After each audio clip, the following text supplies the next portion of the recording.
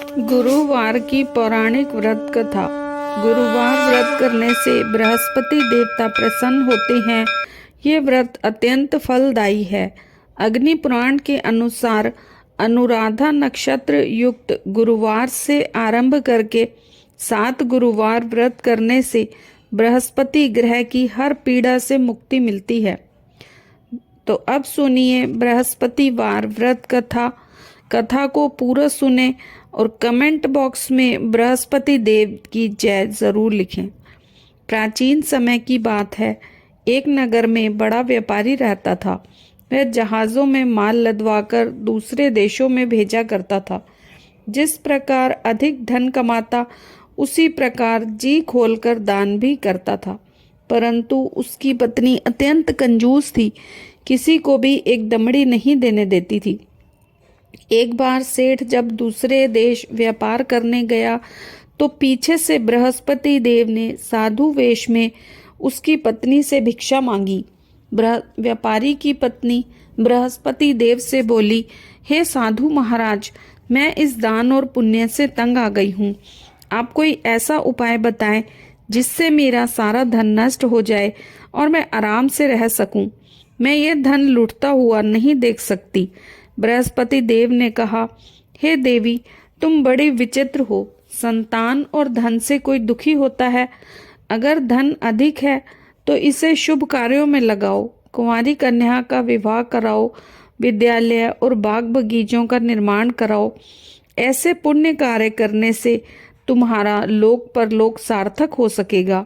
परंतु साधु की इन बातों से व्यापारी की पत्नी को खुशी नहीं हुई। उसने कहा, मुझे ऐसे धन की आवश्यकता नहीं है जिसे मैं दान दूं।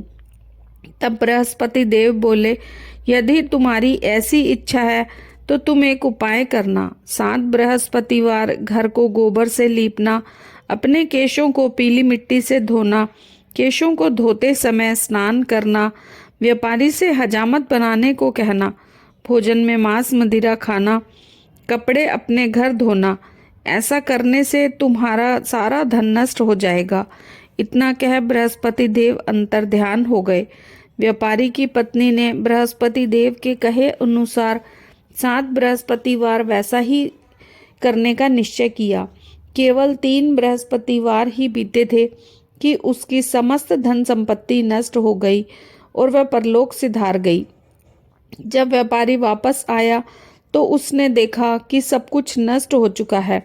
उस व्यापारी ने अपनी पुत्री को सांत्वना दी और दूसरे नगर में जाकर बस गया।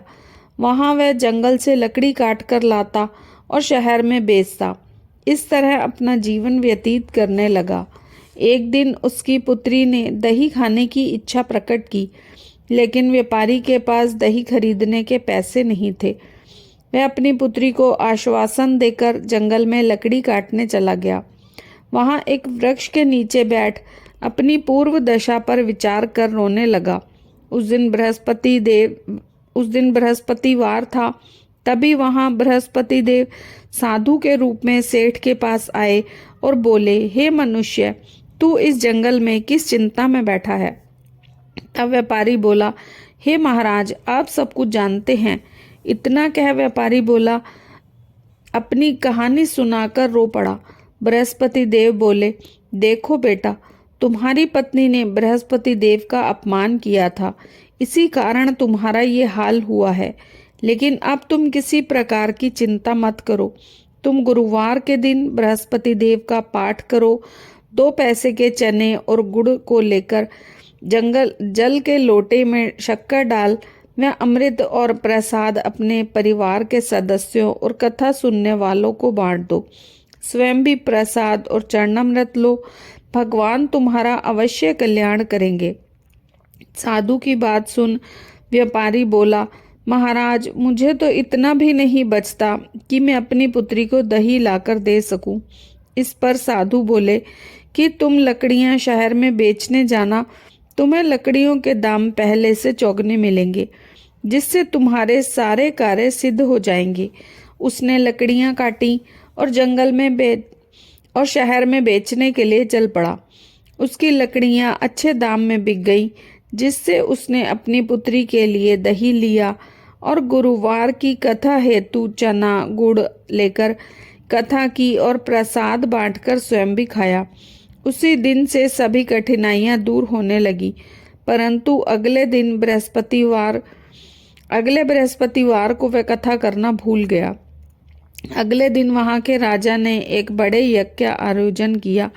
पूरे नगर के लोगों को भोजन का आयोजन किया। राजा की आज्ञा अनुसार पूरा नगर राजा के महल में भोज करने गया, लेकिन व्यापारी और उसकी पुत्री थोड़ा देर से पहुंचे। अतः उन दोनों को राजा ने महल में ले जाकर भोजन कराया। जब वो दोनों लौटकर आए तब रानी ने देखा कि उनका खूंटी पर टंगा हुआ हार गायब है। रानी को व्यापारी और उसकी पुत्री पर संदेह हुआ कि उसका हार उन दोनों ने ही चुराया है। राजा की आज्ञा से उन दोनों को कारावास की कोठरी में कैद कर दिया गया। कैद में पड़कर दोनों अत्यंत दुखी हुए। वहां उन्होंने बृहस्पति देव का स्मरण किया। बृहस्पति देव ने प्रकट होकर व्यापारी को उसकी भूल का आभास कराया और उन्हें सलाह दी कि गुरुवार के दिन कैद खाने के दरवाजे पर तुम्हें 2 पैसे मिलेंगे।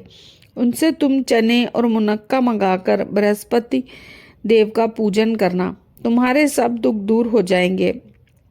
बृहस्पतिवार को कैद खाने के दरवाजे पर उन्हें 2 पैसे बाहर सड़क पर एक स्त्री जा रही थी। व्यापारी ने उसे बुलाकर गुड़ और चने लाने को कहा। इस पर स्त्री बोली, मैं अपनी बहू के लिए गहने लेने जा रही हूँ, मेरे पास समय नहीं है। इतना कह वह चली गई। थोड़ी देर बाद वहां से एक और स्त्री निकली। व्यापारी ने उसे बुलाकर कहा कि हे बहन, मुझे बृहस्पतिवार की कथा करनी है, तुम मुझे 2 पैसे का गुड़ चना ला दो। बृहस्पति देव का नाम सुन वह स्त्री बोली, भाई मैं तुम्हें अभी गुड़ चना लाकर देती हूँ। मेरा इकलौता पुत्र मर गया है, मैं उसके लिए कफन लेने जा रही थी, लेकिन मैं पहले तुम्हारा काम करूँगी, उसके बाद अपना करूँगी। वह स्त्री बाजार से व्यापारी के लिए गुड़ चना ले आई और स्वयं भी बृहस्पति देव की कथा सुनी। कथा समाप्त होने पर स्त्री कफन ले अपने घर गई। घर पर लोग उसके पुत्र की लाश को राम नाम सत्य कहते हुए शमशान ले जाने की तैयारी कर रहे थे। स्त्री बोली, मुझे अपने लड़के का मुख देख लेने दो। अपने पुत्र का मुख देख उस स्त्री ने उसके मुंह में प्रसाद और चरणामृत डाला। प्रसाद और चरणामृत के प्रभाव से वह पुनः जीवित हो गया। पहली स्त्री जिसने बृहस्पति देव का निरादर किया था, वह जब अपने पुत्र के विवाह हेतु पुत्र वधू के लिए गहने लेकर लौटी और जैसे ही उसका पुत्र घोड़ी पर बैठकर निकला, वैसे ही घोड़ी ने ऐसी छलांग मारी कि घोड़ी से गिरकर मर गया। ये देख स्त्री रो रो कर बृहस्पति देव से क्षमा याचना करने लगी। उस स्त्री की याचना से बृहस्पति देव साधु वेश में वहां पहुंचकर कहने लगे, देवी, तुम्हें अधिक विलाप करने की आवश्यकता नहीं। ये बृहस्पति देव का अनादर करने के कारण हुआ है। तुम वापस जाकर मेरे भक्त से क्षमा मांगकर कथा सुनो, तभी तुम्हारी मनोकामना पूर्ण होगी। जेल में जाकर उस स्त्री ने व्यापारी से माफी मांगी और कथा सुनी। कथा के उपरांत प्रसाद और चरणामृत लेकर अपने घर वापस गई। घर आकर उसने चरणामृत अपने मृत पुत्र के मुख में डाला। चरणामृत के प्रभाव से उसका पुत्र भी जीवित हो उठा। उसी रात बृहस्पति देव राजा के स्वप्न में आए और बोले, हे राजन, तूने जिस व्यापारी और उसकी पुत्री को जेल में कैद कर रखा है, वह बिल्कुल निर्दोष है। तुम्हारी रानी का हार वहीं खूंटी पर टांगा है। दिन निकला तो राजा ने रानी का हार खूंटी पर लटका हुआ देखा। राजा ने उस व्यापारी और उसकी पुत्री को रिहा कर दिया और उन्हें आधा राज्य देकर उसकी पुत्री का विवाह उच्च कुल में करवाकर दहेज में हीरे जवाहरात दिए। जय बृहस्पति देव महाराज।